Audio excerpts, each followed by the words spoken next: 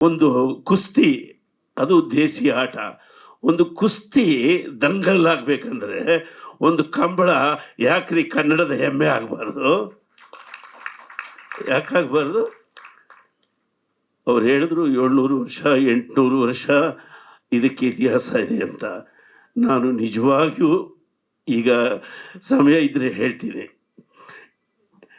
ಇದೇ ವೇದಿಕೆಯಲ್ಲಿ ನಮ್ಮ ನಾಡಿನ ಅತಿ ದೊಡ್ಡ ಸಂಶೋಧಕ, ಇತಿಹಾಸಕಾರ, ಪ್ರಾಕ್ತನ ತಜ್ಞ ರವಿ ಕೋರಿ ಶೆಟ್ಟರ್ ಅವರಿಗೆ ನಮ್ಮ 5ನೇ ಸಂಸ್ಥೆಯಿಂದ ಚಿನ್ನದ ಪದಕವನ್ನು ಕೊಟ್ಟರು ಇಲ್ಲಿ ಇದೇ ವೇದಿಕೆಯಲ್ಲಿ.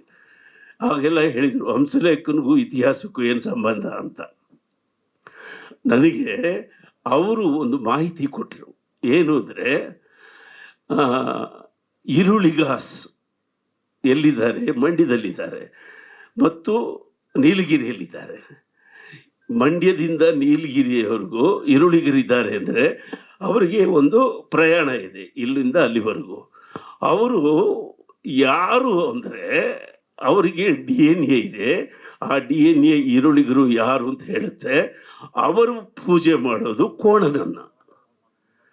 ಈ ಈರುಳಿಗರೆಲ್ಲ ಪೂಜೆ ಮಾಡೋದು ಕೋಣನನ್ನು.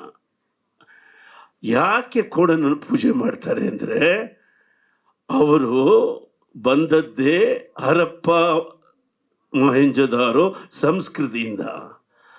ಹರಪ್ಪ ಮೊಹೆಂಜೊದಾರೋ ಸಂಸ್ಕೃತಿಯಲ್ಲಿ ಎಕ್ಸ್ಕವೇಷನ್ ಮಾಡಿದ DNA ಈರುಳಿಗರಿದ್ದಾರೆ, ಬಡಗರಿದ್ದಾರೆ, ಇನ್ನೂ ಬಹಳ ಜನ ಇದ್ದಾರೆ. ಆದರೆ ಈ ಕೋಣನನ್ನು ಆರಾಧಿಸುವ ಸಂಸ್ಕೃತಿ 7000 ವರ್ಷಗಳಿಗೆ ಹೋಗುತ್ತೆ. ಇದು ಇದರ ಇತಿಹಾಸ. ವಿಜಯ್ ಕುಮಾರ್ ಅವರು ನಾನು ಹೇಳಿದ ಮಾತನ್ನು ಚೂರು ತಲೆಗೆ ಹಾಕ್ಕೊಂಡು, ಹರಪ್ಪ ಮೊಹೆಂಜೊದಾರೋ ಅಲ್ಲಿ ಯಾಕೆ ಕೋಣ ಇದ್ದ, ಯಾಕೆ ಪಶುಪತಿಯ ಸುತ್ತಲೂ ಕೋಣಗಳಿದ್ದಾವೆ, ಯಾಕೆ ಅಲ್ಲಿ ಗೂಳಿ ಇದೆ, ಚೂರು ಯೋಚನೆ ಮಾಡಿ ನೋಡಿ. ಇದು ಈ ಕಂಬಳ, ಇದರ ಮೂಲ 7000 ವರ್ಷಗಳ ಹಿಂದಕ್ಕೆ ಹೋಗುತ್ತೆ. ಆದ್ದರಿಂದ ಜನಪದಕ್ಕೆ ಸಾವಿಲ್ಲ, ನಾಗರಿಕತೆಗಳಿಗೆ ಸಾವಿದೆ, ನಗರಗಳಿಗೆ ಸಾವಿದೆ, ಜಾನಪದಕ್ಕೆ ಸಾವಿಲ್ಲ. ಆದ್ದರಿಂದ ಜನಪದದ ಈ ಅದ್ಭುತವಾದ ಪ್ರಯತ್ನಕ್ಕೆ ನನ್ನ ಶುಭಾಶಯಗಳಿದೆ. ಮುಖ್ಯವಾಗಿ ನಾನು ಭಾಳ ಖುಷಿಯಿಂದ ಈ ಮಣಿಕಂಠನ ಪಕ್ಕದಲ್ಲಿ ಕೂತಿದ್ದೀನಿ.